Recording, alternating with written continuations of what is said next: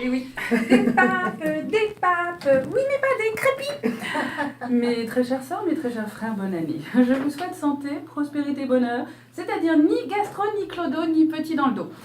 Moi, votre sœur Cécile, toute parfumée au champagne, imbibée de l'aura divine de la Sainte Marie immatriculée, qui a donné la vie au plus couillon des barbus en tongs à la scène, mis à part Oussama Ben Laden, me revoilà. Pourtant, j'ai bien failli rester chez moi, hein, pas à cause des gilets jaunes, hein, mais choquée. Après avoir vu les vœux annuels de Gourbi et d'Herbie sont dans un bateau, que l'ancêtre ridé, vénéré en robe Laméor Las Vegas, que même Céline Dion est jalouse, nous a balancé, à défaut de lui-même, hein, c'est pas tous les jours dimanche, par-dessus le balcon en stuc italien de l'humble demeure du miséreux messager de Dieu. Et puis non, liberté d'expression oblige, en ce mois d'anniversaire de Charlie Hebdo, bordel, j'ai décidé de revenir à la radio pour faire le bad CV des méga craignos du monde. Parce qu'une fois de plus, ceux de l'année suivante sont déjà arrivés. Et oui, normal, les cons, ça ose tout, c'est même à ça qu'on les reconnaît. Alors le pape au pesto, hein, le latin lover en soutane chantilly, est suivi avec ou sans laisse, hein, par des millions de crétins. À 82 ans, le Papy Blues Barilla, de son vrai nom, Jorge Mario Bergoglio, fait lui aussi des coups de pub, comme Mimi Macron, dès qu'il s'ennuie, faut qu'il en lâche. Par exemple, quand il prend l'avion et qu'il est tout guiré après un sandwich à l'hostie fourré petit jésuite au foie gras et un vin de messe madérisé au jus d'enfant de cœur. Oh, quel coquin! Étudions l'animal albinos. Fils d'immigrés italiens vivant en Argentine, après avoir trop tripoté de l'argentinoise en dansant un dernier tango à Paris, le petit Jojo a 17 ans, il va se confesser. Déjà, il est bizarre, ton jeune. Bon, et clac! La lumière divine le transperce. Aïe! Oui, c'est bien ce bruit que faisait le père Prénat en violant des petits-enfants de quoi? De cœur, bien sûr! Mais pour Georges de la jungle argentine, la lumière avait dû être mal réglée, parce que je crois que ça lui a cramé quelques connexions dans le cigare. Bien qu'avant d'être choisi par ses copines en robe longue lors d'une soirée échangiste de soutane, on sait pourtant bien qu'ils sont liquides avant de se mettre au goulot et non pas au boulot. Hein, les vieux, on fait ce qu'on peut. C'est tout de même étrange, le Vatican, c'est quand même le seul club RH au monde qui fait l'inverse des recruteurs normaux. Hein, ils les prennent toujours très très vieux, juste avant le col du fémur, au lieu de jeunes vigoureux. En même temps, les jeunes vigoureux sont occupés à répandre l'amour divin spirituel et leur fuite corporelle à tout va. Alors forcément, ils occupent leurs vieux dans leur superbe maison de retraite, la plus grande du monde, le Vatican. Et oui, c'est un petit peu le loto de l'EHPAD romaine, l'élection du pape. Il y en a un qui gagne un joli chapeau, une robe toute neuve et un grand bâton à la Gandalf pour pas se casser la gueule. Et il doit juste lire des tas de conneries dans toutes les langues qu'il comprend pas et mourir lentement en faisant des voyages Leclerc évasion de luxe. Ce visionnaire aveugle, l'homo palpus erectus ficus, au regard absent du croyant illuminé de l'intérieur par la flamme de la foi, et pas celle du but à gaz des gilets jaunes au rond-point de Bourgoin-Jallieu, on se calme les mecs, a affirmé « Le Christ frappe à la porte de l'église, mais il frappe de l'intérieur. » Il veut qu'on ouvre les portes pour le laisser sortir rencontrer l'humanité. C'est dégueulasse. Oh zut! En fait, c'est pour ça qu'ils ont mis des mecs bizarrement habillés en Robin des Bois pour tenir la porte fermée.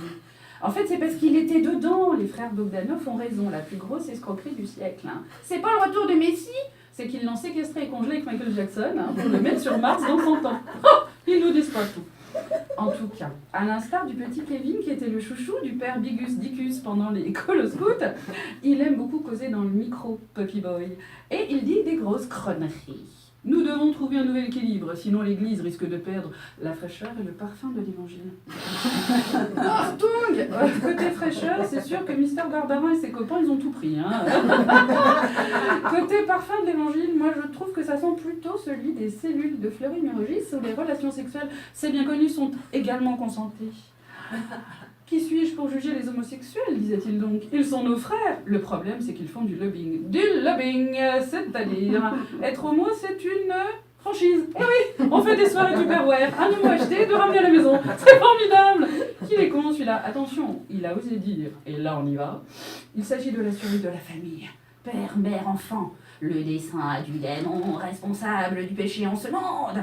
Il a la prétention de détruire le plan de Dieu. Bon là, il a tout vomi, Pépé, il était trop malade. Ah, c'est l'exorcisme. Carrément. Mais enfin, lui, il trouve que les gays, c'est les nouveaux chevaliers sataniques, venus détruire le monde humain créé par Dieu. Non mais la fumette argentine, en regardant Netflix, Pépé, va falloir arrêter, hein. Il a viré de la caboche, le papy jour des étoiles. Oh. Enfin, sur l'avortement, toujours avec beaucoup de tendresse, avorter, c'est tuer quelqu'un sans défense et ce n'est jamais une solution. Est-ce que c'est juste d'avoir un recours à un tueur à gages pour résoudre un problème? Je me gosse. Dis donc, Warmart Papy, est-il juste qu'un groupe de séniles élise un autre sénile pour dire des trucs de séniles? Je te rappellerai le papillon de nuit que t'as été psychanalysé quand t'avais 42 ans. T'aurais dû continuer. Ah, son psy était gay, il s'est pendu avec sa cravate à la 5e séance. C'est ballot. Aujourd'hui, ce qui me fait le plus mal, c'est que le papa la bolognaise, c'est le chef de tous les barbarins du monde et que la justice ait fermé les yeux sur leurs méfaits anti-crétins. Enfants de tous les pays, vous qui avez été tricotés par des prêtres, unissez-vous. Créez des gilets noirs avec une étoile satanique, des crucifix électriques taser pour attraper vos bourreaux dans les rues de Rome dans une capote.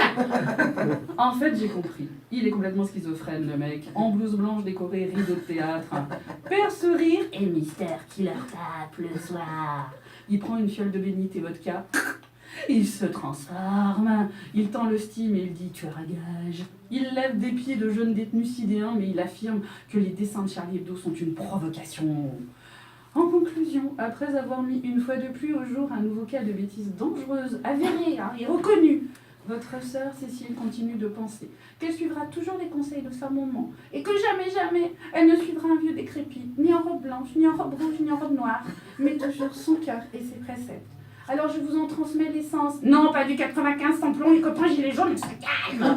Oh, le cœur de Micheldo, c'est fuyez les donneurs d'hosties, surtout vous les petits, mais donnez de l'amour et du crose, et vos vies seront roses. Bravo. Moi je dis il vaut mieux t'avoir comme ami que comme ennemi. Hein, quand même.